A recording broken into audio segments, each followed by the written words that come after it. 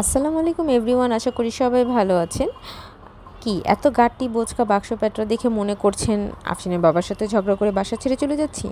না, আসলে সেরকম কিছুই না। এই সব আয়োজন হচ্ছে আমাদের একটা বিয়ের প্রোগ্রামের ইনভিটেশন আছে ঢাকার বাইরে, তো সেটাকে ঘিরে ঢাকার বাইরে যেহেতু যাব, আর এটা হচ্ছে প্রথমবার আমরা কোনো ঢাকার বাইরে বিয়ে অ্যাটেন্ড করতে যাচ্ছি এবং সেখানে আমাদেরকে বেশ কিছুদিন স্টেও করতে হবে।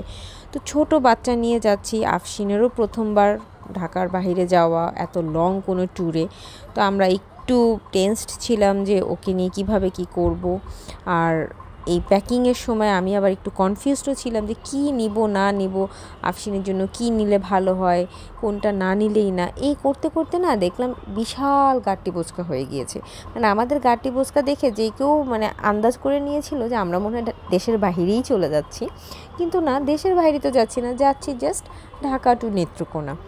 তো এই কয়দিনের জন্য যাওয়া, তারপরেও কত কিছু যে নিতে হয়েছে। আর একটা বিয়ের প্রোগ্রামে যাব, তো স্বাভাবিকভাবেই একটু ভালো কাপড় চোপড়, একটু পার্টি কাপড় চোপড় এগুলো তো নিতেই হয়।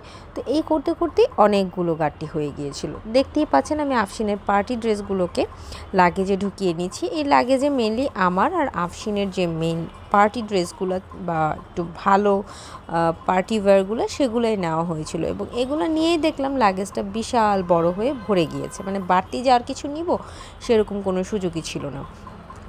তবে এই প্যাকিং করতে গিয়ে আমার একটা খুব বাস্তব অভিজ্ঞতা হয়েছে যে নেক্সট টাইমে যদি কখনো এরকম ঢাকার বাইরে বা যেখানেই কোনো ট্যুরে যদি যাওয়া হয়, কোনো উল্টা পাল্টা আউলফল জিনিস তো আর নিবই না।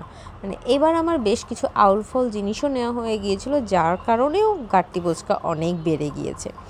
তো তারপরেও আফরিনের জন্য যেটা বেসিক না নিলে না সেগুলো তো নিয়েছি, যেমন ওর খাবারের আইটেমগুলো, লাইক ওর সেরেলাক, তারপরে ও টুকটাক যেই জিনিসগুলো স্ন্যাক্সগুলো খায় সেগুলো তো প্যাকিং নিতেই হয়েছে প্যাকেজিংয়ের সময়, তো ওগুলো তো আর বাদ দেওয়া যায় না। কিন্তু কাপড় চোপড় বলতে গেলে কি আমি অনেক এক্সেস নিয়ে নিয়েছিলাম, যেগুলো আমার আসলে ওখানে যে ধরাই হয়নি। যেভাবে প্যাকিং করে নিয়ে গিয়েছিলাম সেভাবেই আবার ব্যাক করে নিয়ে আসা হয়েছে। তো এই জন্য নেক্সট টাইম প্যাকেজিংয়ের সময় আমি এটা তো অবশ্যই খেয়াল রাখবো যাতে এক্সট্রা কোনো জিনিস প্যাকেজিংয়ে না যায়। তো যাই হোক, আমি তো না জেনে অনেক উল্টাপাল্টা জিনিস নিয়ে লাগেজ ভরে ফেলেছিলাম, কিন্তু আপনারা যারা আমার ফ্যান এবং ফলোয়ার্স আছেন তারা চাইলে আপনাদের এই ট্রাভেলিংয়ের টাইম আপনারা কিভাবে ছোট বাচ্চা সহ লাগেজ প্রিপেয়ার করেন, লাগেজে কি কি নেন, সেগুলো চাইলে আমার সাথে শেয়ার করতে পারেন। তো এভাবে গোছাতে গোছাতে দেখলাম কতগুলো ব্যাগ যেন আমাদের হয়ে গিয়েছে। মানে মোটামুটি 6-7টা ব্যাগ হবে। লাইক আমার ব্যাগ, আফরিনের ব্যাগ, আফরিনের বাবার ব্যাগ, আবার আমি একটা ব্যাগ নিয়েছিলাম সেটার মধ্যে আমার যত মেকআপ অ্যাক্সেসরিজ আছে, হেয়ার ড্রায়ার থেকে শুরু করে হেয়ার স্ট্রেটনার সব কিছু, ওটার জন্য একটা ব্যাগ, আবার জুতোর ব্যাগ, মানে সব কিছু মিলে আমাদের বিশাল অবস্থা। এমনকি আফরিনের পটিটাও আমাদের নিয়ে যেতে হয়েছে, যেহেতু আফরিন এখন পটি ট্রেন্ড বেবি।